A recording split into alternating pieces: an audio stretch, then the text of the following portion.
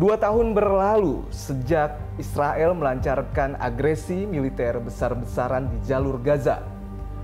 Perang yang dinilai bukan sekedar operasi militer, tapi genosida ke rakyat Palestina. 2 tahun itu dunia benar-benar menyaksikan kehancuran sistematis terhadap manusia. Zionis benar-benar lupa ada nyawa di Gaza. Mereka, manusia, berhak melanjutkan hidup, menanam harapan di bumi yang mereka tempati sejak lahir. Saya, Anton Saputra.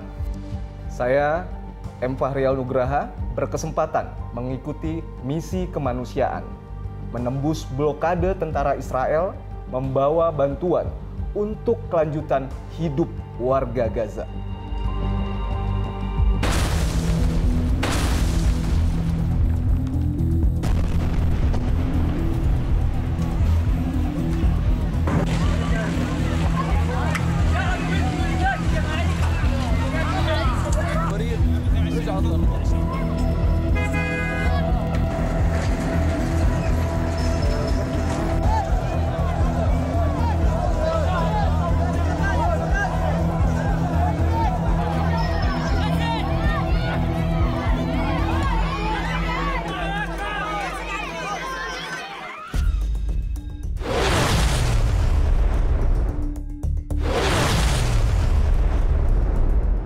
Oktober 2023 menjadi titik awal agresi Zionis Israel di Gaza, Palestina setelah perang antara pejuang Hamas dan Israel pecah.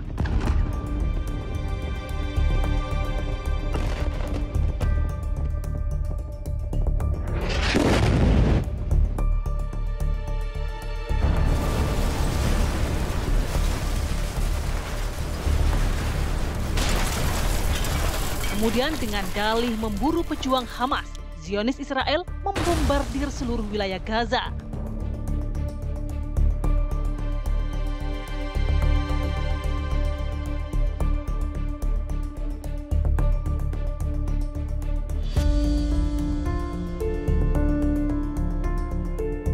Semua lokasi vital seperti rumah sakit, permukiman, sekolah, kem-kem pengungsian tak luput dari sasaran serangan drone Zionis.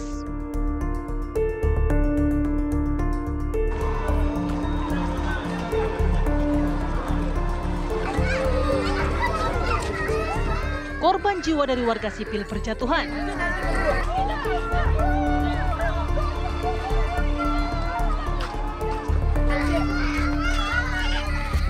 Kekejian dan kebiadaban Zionis Israel tak berhenti di sana.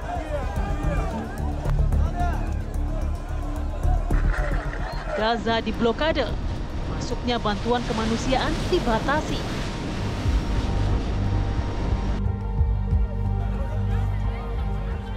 Kebutuhan-kebutuhan penopang hidup sekitar 2 juta warga Gaza, Palestina dilarang masuk secara bebas, termasuk obat-obatan dan perlengkapan medis lainnya.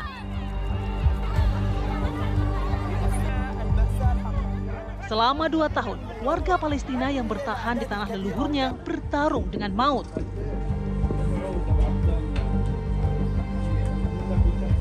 Hingga akhirnya bencana kelaparan itu pun terjadi. Di akhir September, warga Gaza yang tewas karena kelaparan mencapai 453 jiwa. 150 diantaranya adalah anak-anak. Bahkan WHO menyatakan 500.000 warga Gaza terjebak kelaparan.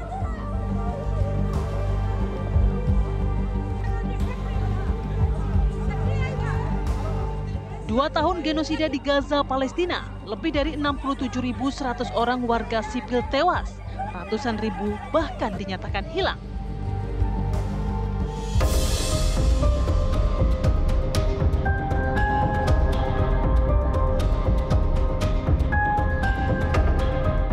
Genosida di Gaza juga menewaskan 254 jurnalis dan 1.670 tenaga medis. Setelah 2 tahun genosida berlangsung, dukungan terhadap Palestina dari komunitas internasional terus meningkat. Bahkan, jumlah negara anggota PBB yang mengakui Palestina pun bertambah banyak. Namun, dapatkah itu menghentikan genosida yang hingga kini terus terjadi di Gaza?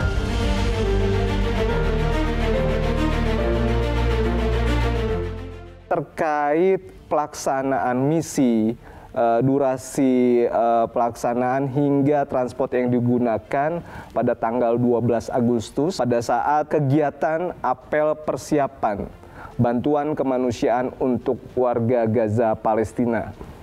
Disitulah saya baru mengetahui mengenai metode pelaksanaan misi, lama durasi pelaksanaan hingga transportasi yang akan digunakan nantinya.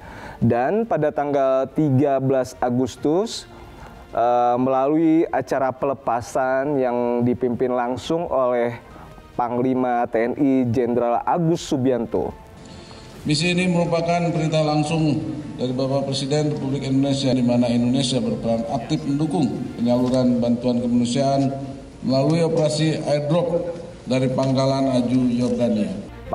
Satgas Garuda Merah Putih II resmi menjalankan misi kemanusiaan ke Gaza Palestina. Yang menariknya dari perjalanan ini adalah Satgas Garuda Merah Putih II menggunakan pesawat Hercules, berbeda dengan pesawat komersil yang nyaman dengan bangku yang empuk. Namun di dalam pesawat Hercules hanya terdapat bangku yang sederhana dan ringan dengan tumpukan logistik dan peralatan bantuan lainnya. Dalam perjalanannya sendiri, Satgas Garuda Merah Putih harus memakan waktu selama 3 hari karena harus melakukan transit di beberapa negara untuk melakukan refill bahan bakar, perizinan, hingga peristirahatan. Gaza adalah wilayah konflik yang cukup kompleks, di mana warga Gaza merupakan warga terdampak yang sangat membutuhkan bantuan, dan sempat ada kekhawatiran atau kecemasan yang saya rasakan. Namun ada dorongan dalam diri untuk dapat ikut berkontribusi dalam misi kemanusiaan ini, dan selain itu juga saya berpikir ini akan menjadi pengalaman yang luar biasa buat saya pribadi sebagai seorang jurnalis.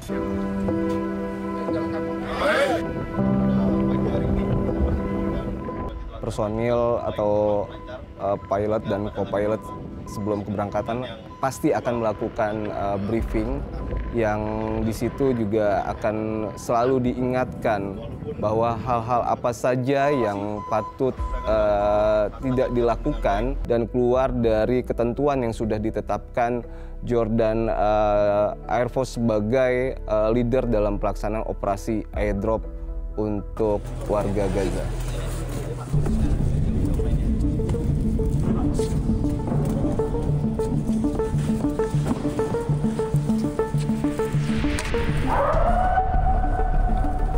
Saya tidak pernah membayangkan akan terlibat langsung dalam misi kemanusiaan di wilayah konflik.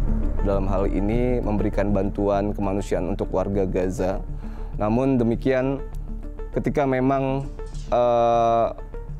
menyadari bahwa misi ini adalah sebuah misi mulia dan dapat dengan harapan dapat mengobati luka warga Gaza yang terdampak serangan dari Zionis Israel, terdorong dari dalam diri secara maksimal ikut berkontribusi dan menjadi saksi sejarah bahwa Indonesia hadir secara nyata memberikan bantuan kepada warga Gaza.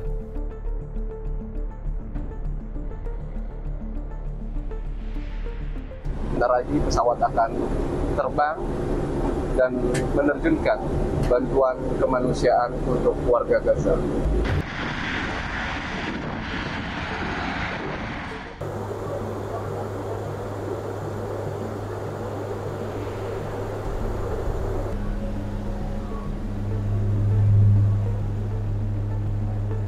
Pemirsa, saat ini saya sudah berada di dalam pesawat Super Hercules milik TNI Angkatan Udara yang sebentar lagi akan menerjunkan bantuan kemanusiaan dari masyarakat Indonesia melalui Basnas untuk warga Palestina di Gaza.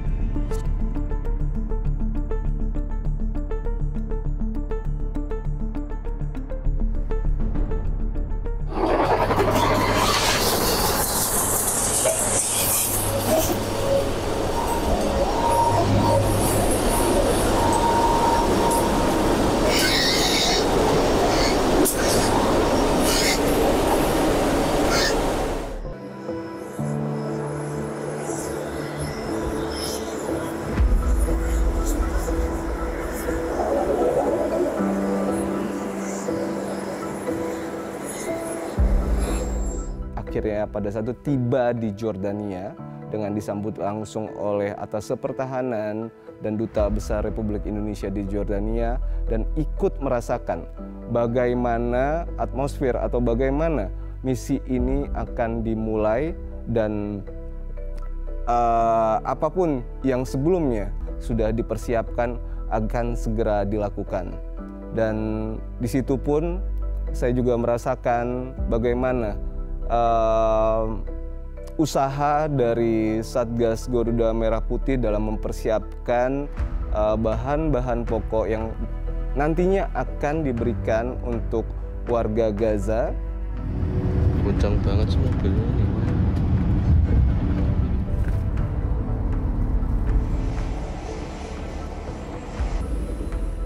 Kami sempat berdialog atau berdiskusi, menanyakan langsung dengan Duta Besar Indonesia yang ada di Jordania bahwa memang benar blokade sedang dilakukan oleh Israel, terutama di jalur darat, sehingga bantuan-bantuan yang akan diberikan melalui jalur darat itu tersendat sampai akhirnya berdampak langsung dengan warga Gaza dan menimbulkan kelaparan dan kebutuhan yang sangat pokok, yaitu bahan makanan. Maka dari itu misi kemanusiaan melalui udara dengan metode airdrop pada saat itu adalah solusi nyata, walaupun tidak dapat dengan skala yang besar, namun halnya bantuan tersebut sangat berguna dan sedikit memberi harapan untuk warga Gaza yang terdampak. Indonesia, syukran Indonesia, barakallah fikum, syukran daulat Indonesia, jazakumullah kull khair.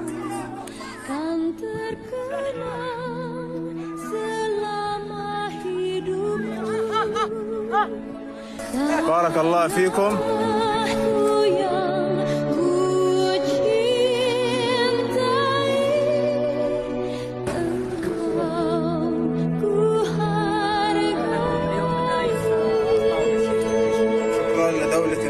والحكومة الإندونيسية.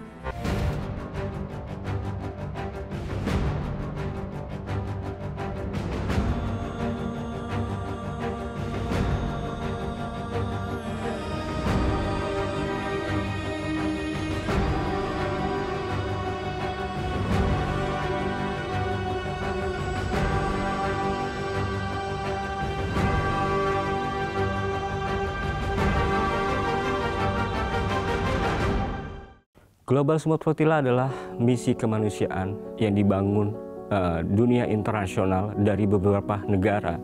Di sini ada 44 negara dan ratusan relawan dari beberapa negara ini. Mereka tergabung dalam Global Smooth Flotilla. Ada sejumlah negara yang telah memberangkatkan relawan-relawan dari beberapa pelabuhan, semisal dari Malaysia, Spanyol, Italia. Mereka bergabung dalam Global Smooth Flotilla untuk memberikan bantuan kepada rakyat Palestina yang saat ini terpuruk akibat penjajah Zionis Israel. Mereka, warga Gaza, warga Palestina, saat ini kelaparan, tidak memiliki tempat tinggal, tidak memiliki sanak saudara akibat penjajah Zionis Israel yang menyerang, membumi hanguskan rakyat Gaza.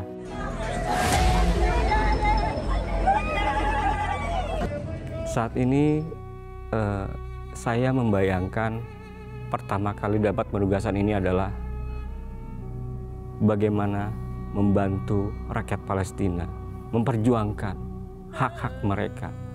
Saya sebagai jurnalis hanya bisa menyuarakan melalui TV One tentunya.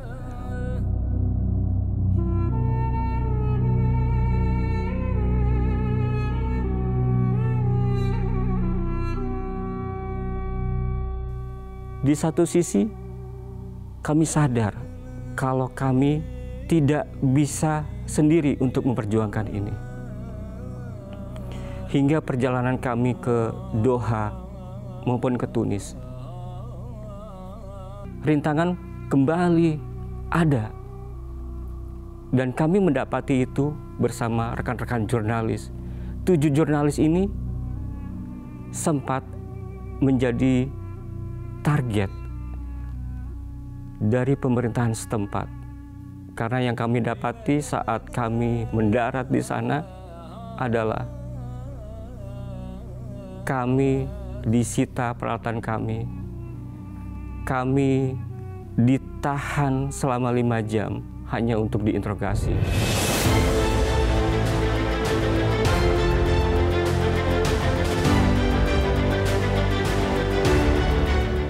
Perjalanan kami saat berada di Tunisia tidak hanya tantangan maupun rintangan yang kami dapati, tapi tantangan-tantangan tersebut adalah kecil dibandingkan dengan penderitaan rakyat Gaza di sana.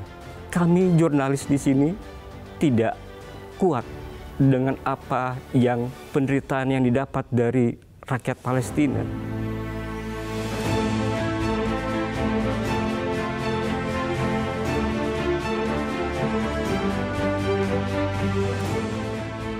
Saat itu kami merasa tekanan itu begitu besar dari pemerintah Tunisia. Kami merasa kami tidak bisa jalan tanpa pertolongan Allah Subhanahu wa Ta'ala jika tidak diizinkan kami untuk berjalan saat itu. Tapi dengan keyakinan kami, dengan misi kemanusiaan ini, kami yakin kami mampu dan kami bisa untuk melepaskan semua itu. 5 jam kami berhadapan dengan petugas. 5 jam kami menjelaskan misi kemanusiaan kami di sana. Misi ingin mengabarkan bagaimana relawan-relawan ini yang tergabung dalam Global Support Flotilla dari 44 negara dan ratusan relawan akan membawa misi kemanusiaan melalui perairan internasional menuju Gaza. Itu yang kami ceritakan.